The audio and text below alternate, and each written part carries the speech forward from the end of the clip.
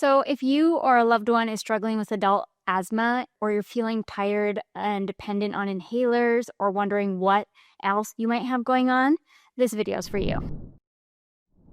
Hey everyone, this is Stephanie Grutz, aka the Healthy Practitioner. So today I'm going to do something totally different. I get asked questions all of the time from all different platforms, and when I'm answering them repeatedly. There's a lot of you that have similar questions, and I was like, what would be better than bringing those commonly asked questions on here and listening to your voices ask them, because I love that engagement with other people. I'm going to see what you recorded, listen to it, and then I'm going to give you a little video on what to do about it. We'll see how this goes, and at the end, I'll tell you how you can leave your question. All right, first off is from Athena. Hello, this is Athena from Las Vegas, reaching out to get some advice on my asthma. I've had asthma most of my entire life. Some years it's non-existent, and other years, like now, it just seems to be absolutely horrible. And was wondering if you could give me any advice on what I can do to strengthen my lungs or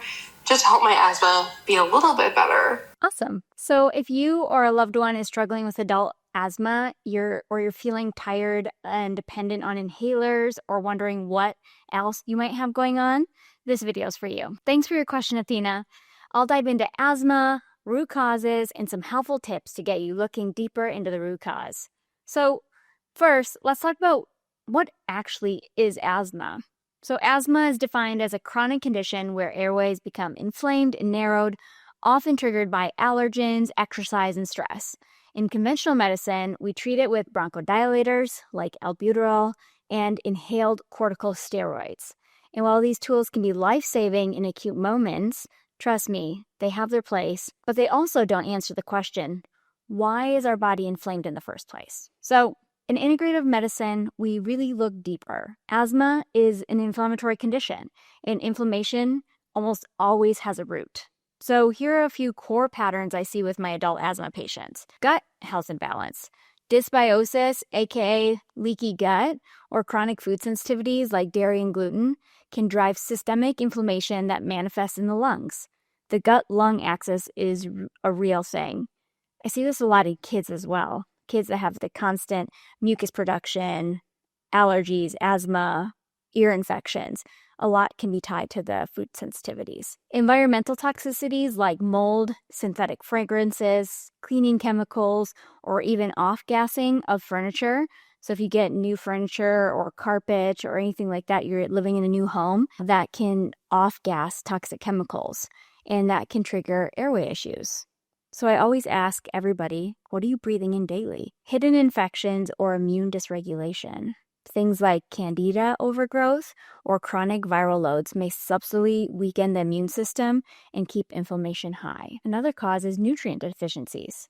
Low levels of magnesium, vitamin D, and omega-3s are common and play a big role in regulating inflammation in the airway health. And then stress and adrenal fatigue. Chronic stress increases cortisol, which can weaken the immune system, increasing histamine and making asthma symptoms worse. So what can you do about this? Well, start with food. To me, it's always the easiest thing to tell my patients. Removing gluten and dairy, like a paleo-type diet, processed sugars, all of that, gluten, dairy, processed sugars, for 4 weeks, see how your lungs feel. Because a lot of times they are constantly producing an inflammation.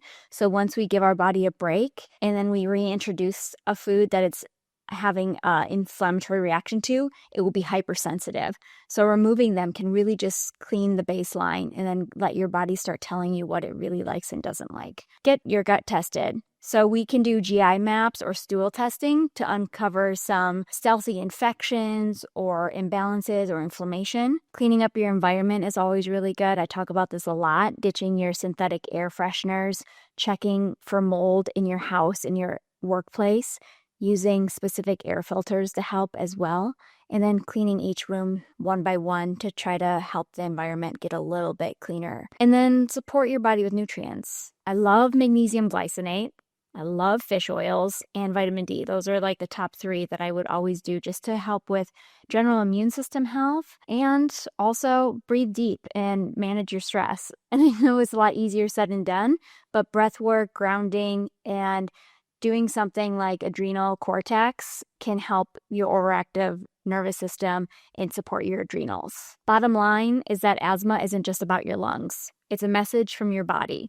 And when you start listening, supporting, and healing from the inside out, so much can shift. Thanks for your question again, Athena. Let me know if you guys like this new series. If you have a question or wanted to leave one, go over to www.thehealthypractitioner.com.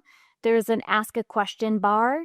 Say your name, where you're calling from, and then ask away. I know that your questions will help others as well. Until next time, have a great day.